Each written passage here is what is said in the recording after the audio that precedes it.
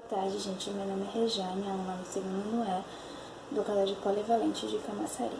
Então, eu e a minha equipe iremos falar da chegada da família real na colônia até a independência do Brasil. Eu irei começar com o porquê a família real veio para a colônia. Então, na época, Napoleão estava tentando tomar grande parte da Europa. Nisso, ele tentou tomar a Inglaterra. Porém, Napoleão não tinha como tomar a Inglaterra. A Inglaterra era uma ilha e o exército de Napoleão não tinha condições de lutar em alto mar. Para prejudicar a Inglaterra, Napoleão fez o quê?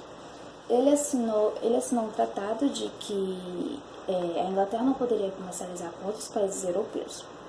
Nisso acabou prejudicando Portugal, que Portugal comercializava bastante com a Inglaterra. Então Napoleão ameaçou Dom João de que iria tomar as terras dele também. Nisso, Dom João pediu ajuda aos ingleses para fugir para a colônia. Foi quando Dom João fugiu para a colônia, para o Brasil.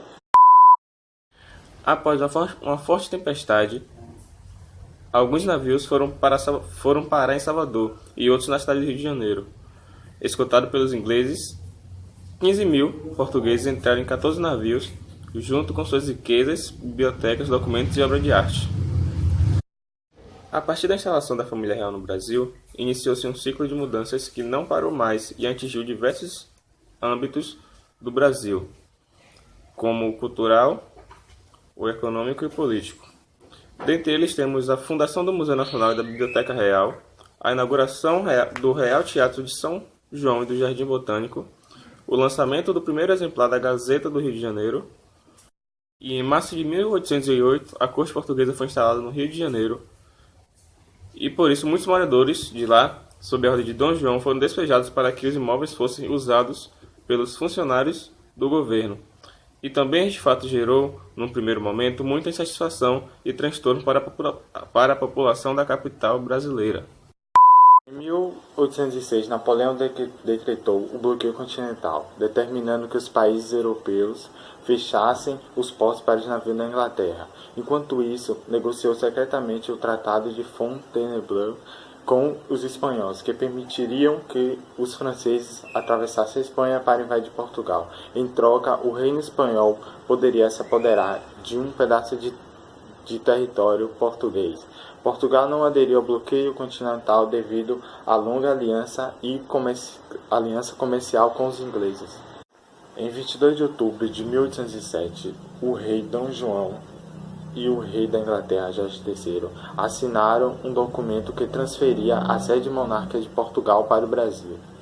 O governo português iria assinar um tratado com a Inglaterra. Então, o príncipe ordenou que toda a família real, incluindo seus empregados, totalizando 15,7 mil pessoas, que representavam 2% da população de Portugal. Então, gente, agora eu irei falar sobre a abertura dos portos às Nações Amigas. O que foi isso? Foi um tratado econômico da Inglaterra com o Brasil, de que abriria os portos às Nações Amigas. E o que significava? Que o Brasil agora comercializaria com os outros países europeus. Mas, na verdade, a principal beneficiada disso tudo seria a Inglaterra. Por quê? As taxas alfandegárias seriam de 16% para a Inglaterra e de outros países, 24%. Nenhum país ia querer comercializar com o Brasil com a taxa alfandegária dessa altura, né? Então, ou seja, a principal beneficiada disso tudo era a Inglaterra, eles só queriam manter uma amizade e tudo mais. Mas até que o Brasil acabou sendo prejudicado disso tudo, porque como estava barato, chegava um monte de produtos aqui no Brasil que não tinha necessidade alguma, não tinha utilidade nenhuma. E nisso acabou prejudicando as indústrias brasileiras e tudo mais. Olá, boa tarde. Meu nome é Johanne e vou falar um pouco sobre a história da independência do Brasil. A independência do Brasil ocorreu em 7 de setembro de 1822. A partir dessa data, o Brasil deixou de ser uma colônia de Portugal. A proclamação foi feita por Dom Pedro I às margens do riacho do Rio Ipiranga, em São Paulo. A intenção das cortes portuguesas entrava em confronto com os interesses dos liberais brasileiros, que de início tinham visto a Revolução do Porto como uma promessa de maior liberdade política e econômica. No dia 9 de janeiro de 1822, Dom Pedro recebeu uma petição pública com 8.000 assinaturas, conhecida como Petição do Fico, pela qual os brasileiros pediam ao príncipe regente que ficasse no Brasil e apoiasse a consolidação da independência. Aceitando um pacto de compromisso com os brasileiros, Dom Pedro decretou que nenhuma ordem que viesse das cortes portuguesas poderia ser cumprida no Brasil sem sua autorização. A agitação crescia no Rio de Janeiro. Um decreto preveniu que todas as tropas vindas de Portugal seriam recebidas com honestidade. Finalmente, em 7 de setembro de 1822, Dom Pedro oficializou a independência do Brasil em dezembro do mesmo ano que foi coroado. Dia do Fico. Dom Pedro não acatou as determinações feitas pela coroa portuguesa, que exigia seu retorno para Portugal. Em 9 de janeiro de 1822, Dom Pedro negou ao chamado e confirmou que ficará no Brasil.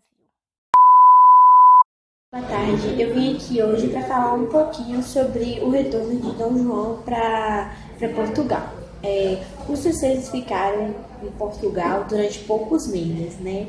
E pois o exército inglês conseguiu derrotar as tropas de Napoleão. O povo português passou a exigir o retorno do rei que se encontrava no Brasil. Em 1820 ocorreu a Revolução do Porto, sendo que os revolucionários vitoriosos passaram a exigir o retorno de Dom João IV para Portugal. Dom João V resolveu voltar para Portugal em abril de 1821. Deixou em seu lugar no Brasil o filho Dom Pedro como príncipe regente. Pouco tempo depois, Dom Pedro tornou-se imperador, pois o processo de independência do Brasil, dia 7 de setembro, se tornou real.